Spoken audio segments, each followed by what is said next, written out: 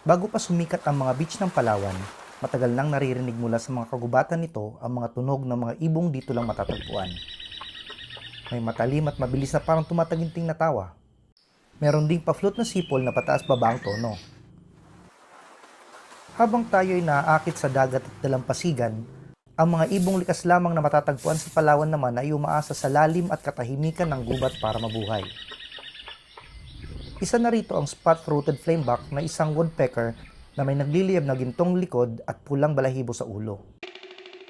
Maririnig ang mabilis nitong tok-tok habang tumutok ka sa puno para maghanap ng insekto.